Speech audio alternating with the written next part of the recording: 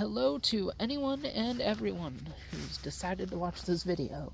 And if you've watched one of my videos before, you've probably noticed that this is not a old Ninja Turtles playset in the background, but it is instead that we are out in nature because I'm not at my normal home, so I don't have my normal Turtles playset to use as a backdrop.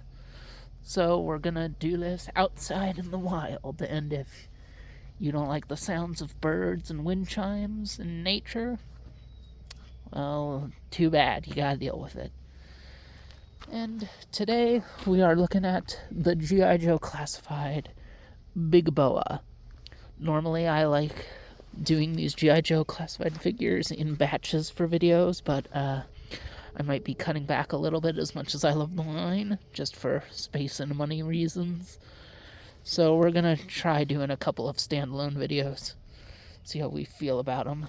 He's getting obscured a little bit in my shadow. Yeah. And this is probably gonna be a quick one, because this figure is great, but it's also very simple. This is basically how he is put in the package with his bruised up alternate head. And you know, it's fine. It's cool to see his face, but you know, I didn't really need this. And he's got his ungloved hands with the wrappings covered in blood. You know, it was cool to include these, but you know, I wouldn't have needed them, to be honest. They could have gotten rid of all the accessories and just put him in his helmet and boxing gloves that are there in the box.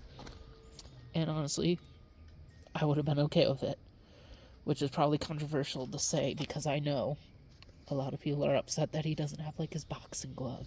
Yes, his boxing gloves. His training dummy, that's what it was, that his other versions came with. But he does have his dumbbells, and they're 90 pounds.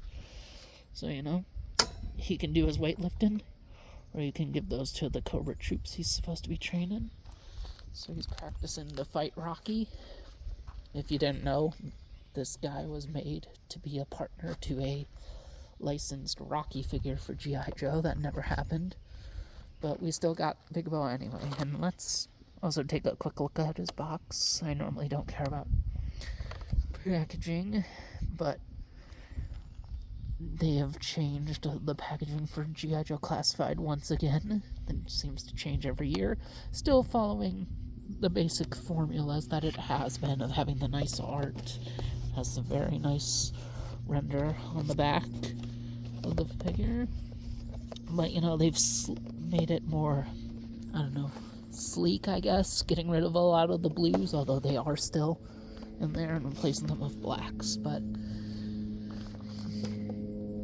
yeah, let's just take out these extra accessories and swap them around so we can have Big Boa looking the way he's supposed to.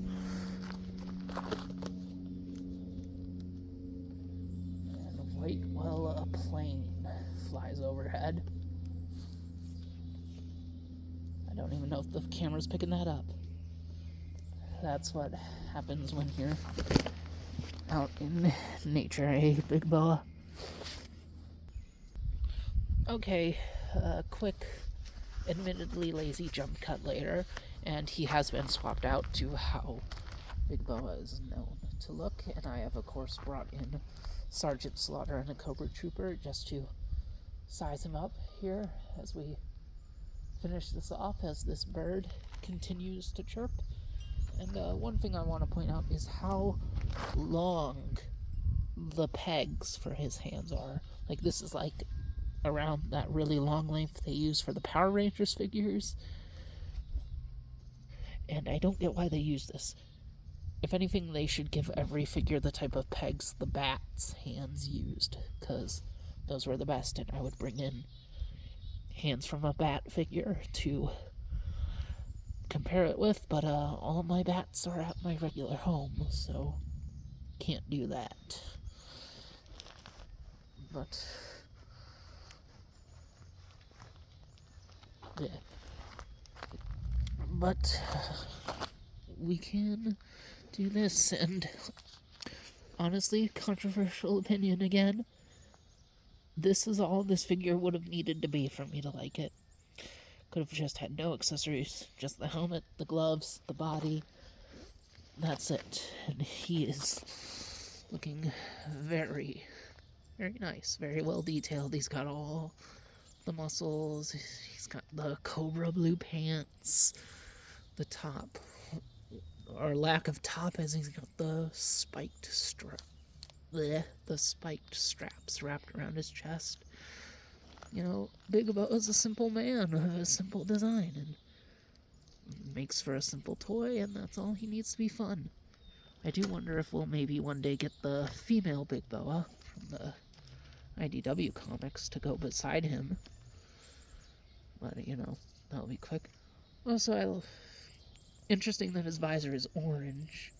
I don't really know if it's been orange on all his previous toys. I'd have to go and check. But, you know, he's a very fun figure. He's got the same articulation as any other 6-inch collector's-based figure. There's really not a lot to say about Big Boa on his own, other than he's a good update of a good character. Let's get him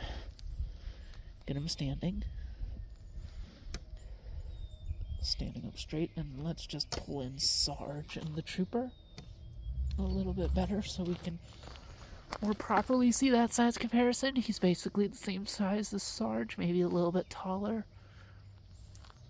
Yeah, like I said, not really a lot to say for Big Boa on his own. Probably the shortest video I've ever made, but he is definitely a good figure. And because I've been cutting back, he's probably the only figure from this wave I'm gonna get. Like, I don't want Airborne. I was gonna get Quick Kick, but I think I'm gonna pass, and same with the Techno Viper. So, pretty decent figure on his own. There's not that much special to say. He's a great figure in a lineup of all great figures, so yeah. Although I am noticing, I think him and Slaughter have the same arms, if you care about your parts reuse. Yeah, those are definitely the same arms. Or maybe not. Nope. Look at those veins. They're exactly the same. Yeah, but yeah, that's it. Big Boa, good toy. And to stop myself from rambling on, we'll just end the video here. Thanks for watching, and see you guys around.